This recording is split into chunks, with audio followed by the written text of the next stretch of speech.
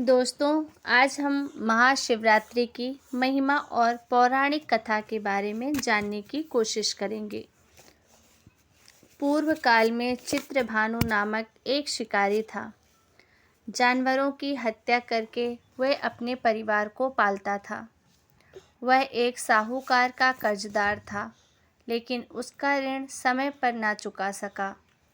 क्रोधित साहूकार ने शिकारी को शिव मठ में बंदी बना लिया। संयोग से उस दिन शिवरात्रि थी। शिकारी ध्यानमग्न होकर शिव संबंधी धार्मिक बातें सुनता रहा। चतुर्दशी को उसने शिवरात्रि व्रत की कथा भी सुनी। शाम होते ही साहूकार ने उसे अपने पास बुलाया और ऋण चुकाने के विषय में बात की। शिकारी अगले दिन सारा ऋण लौटा देने का वचन देकर बंधन से छूट गया। अपनी दिनचर्या की भांति वह जंगल में शिकार के लिए निकला, लेकिन दिन भर बंदी गृह में रहने के कारण भूख प्यास से व्याकुल था। शिकार खोजता खोजता वह बहुत दूर निकल गया। जब अंधकार हो गया तो उसने विचार किया कि रात जंगल में ही बितानी पड़ेगी। वह वन एक तालाब के किनारे एक बेल के पेड़ पर चढ़कर रात बीतने का इंतजार करने लगा। बेल वृक्ष के नीचे शिवलिंग था, जो बेल पत्रों से ढका हुआ था। शिकारी को उसका पता ना चला। पड़ाव बनाते समय उसने जो टहनियाँ तोड़ी, वे संयोग से शिवलिंग पर गिरती चली गईं। इस प्रकार दिन भर भूखे प्यासे शिकारी का व्रत भी हो गया और शिवलिंग पर बेलपत्र भी चढ़ गए। एक पहर रात्रि बीत जाने पर एक गर्भिणी हिरनी तालाब पर पानी पीने पहुंची। शिकारी ने धनुष पर तीर चढ़ाकर ज्यों ही प्रत्यंचा खींची। हिरनी बोली, मैं गर्भिणी हूँ, शीघ्र ही प्रसव करूँगी। तुम एक साथ दो जीवों की हत्या करोगी, जो ठीक नहीं है। मैं बच्चे को जन्म देकर शीघ्र ही तुम्हारे समक्ष प्रस्तुत हो जाऊंगी, तब मुझे मार लेना। शिकारी ने प्रत्यंचा ढीली कर दी और हिरनी जंगली झाड़ियों में लुप्त हो गई। प्रत्यंचा चढ़ाने तथा ढीली करने के वक्त कुछ बेलपत्र अनायास ही टूटकर शिवलिंग पर गिर गए। इस प्रकार उससे अनजाने में ही प्रथम पहर का पूजन भी संपन्न हो गया। कुछ ही देर बाद एक और हिरनी उधर से निकली। शिकारी की प्रसन्नता का ठिकाना ना रहा। समीप आने पर उसने धनुष पर बाण चढ़ाया।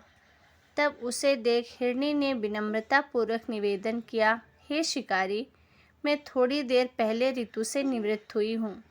कामातुर विरहिणी हूँ, अपने प्रिय की खोज में भटक रही हूँ। मैं अपने पति से मिलकर शीघ्र ही तुम्हारे पास आ जाऊंगी। शिकारी ने उसे भी जाने दिया। 2 बार शिकार को खोकर उसका माथा ठनका।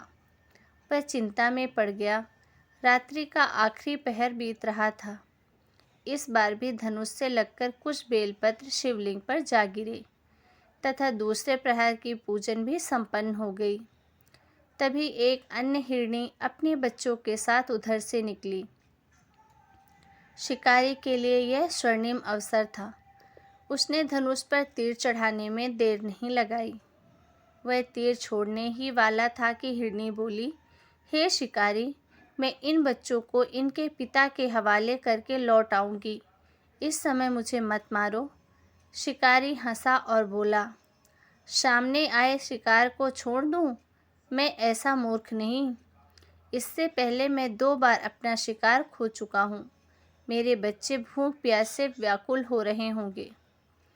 उत्तर में हिरनी ने फिर कहा, जैसे तुम्हें अपने बच्चों की ममता सता रही है, ठीक वैसे ही मुझे भी। हे शिकारी, मेरा विश्वास करो, मैं इन्हें इनके पिता के पास छोड़कर तुरंत लौटने की प्रतिज्ञा करती हूँ। हिरनी का दुख भरा स्वर सुनकर शिकारी को उस पर दया आ गई। उसने उस मृगी को भी जाने दिया। शिकार के अभाव में तथा भूख प्यास से व्याकुल शिकारी अनजाने में ही बेल वृक्ष पर बैठा बेलपत्र तोड़ तोड़ कर नीचे फेंकता जा रहा था। पौ फटने को हुई तो एक हष्ट पुष्ट मृग उसी रास्ते पर आया। शिकारी ने सोच लिया कि इसका शिकार वह अवश्य करेगा। शिकारी की तनी प्रत्यंचा देखकर मृग विनीत स्वर में बोला, हे शिकारी, यदि तुमने मुझसे पूर्व आने वाली 3 मृगियों तथा छोटे छोटे बच्चों को मार डाला है, तो मुझे भी मारने में विलंब ना करो, ताकि मुझे उनके वियोग में एक क्षण भी दुख न सहना पड़े। मैं उन हिरणियों का पति हूँ। यदि तुमने उन्हें जीवन दान दिया है, तो मुझे भी कुछ क्षण का जीवन देने की कृपा करो। मैं उनसे मिलकर तुम्हारे समक्ष उपस्थित हो जाऊंगा। मृग की बात सुनते ही शिकारी के सामने पूरी रात का घटना चक्र घूमने लगा। उसने सारी कथा मृग को सुना दी। तब मृग ने कहा, मेरी तीनों पत्नियां जिस प्रकार प्रतिज्ञाबद्ध होकर गई हैं, मेरी मृत्यु से अपने धर्म का पालन नहीं कर पाएंगी। अतः जैसे तुमने उन्हें विश्वास पात्र मानकर छोड़ा है, वैसे ही मुझे भी जाने दो। मैं उन सब के साथ तुम्हारे सामने शीघ्र ही उपस्थित होता हूँ। शिकारी ने उसे भी जाने दिया। इस प्रकार सुबह हो गई। उपवास, रात्रि जागरण तथा शिवलिंग पर बेलपत्र चढ़ने से अनजाने में ही पर शिवरात्रि की पूजा पूर्ण हो गई। पर अनजाने में ही की हुई पूजन का परिणाम उसे तत्काल मिला। शिकारी का हिंसक हृदय निर्मल हो गया। उसमें भगवत शक्ति का वास हो गया। थोड़ी ही देर बाद वह मृग सपरिवार शिकारी के समक्ष उपस्थित हो गया, ताकि वह उनका शिकार कर सके।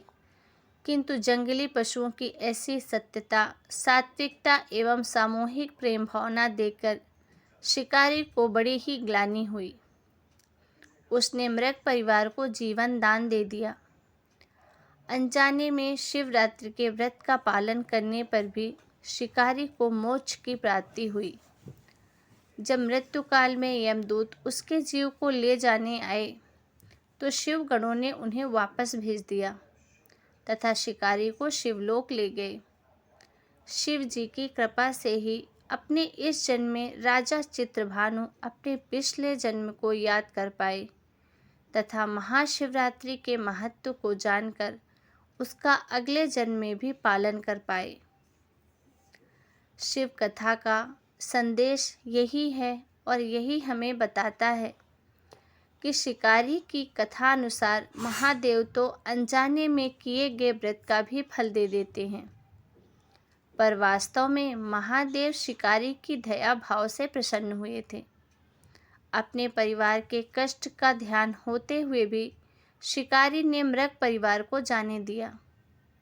ये करुणा ही वस्तुतः उस शिकारी को उन पंडित एवं पुजारियों से उत्कृष्ट बना देती है, जो कि सिर्फ रात्रि जागरण, उपवास एवं दूध, दही, बेलपत्र आदि द्वारा शिव को प्रसन्न कर लेना चाहते हैं।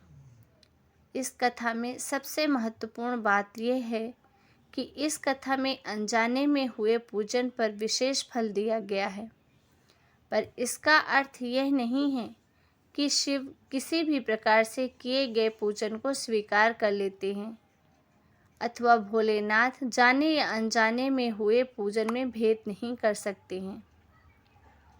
वास्तव में वह शिकारी शिव पूजन नहीं कर रहा था। इसका अर्थ यह भी हुआ कि वह किसी तरह के किसी फल की कामना भी नहीं कर रहा था।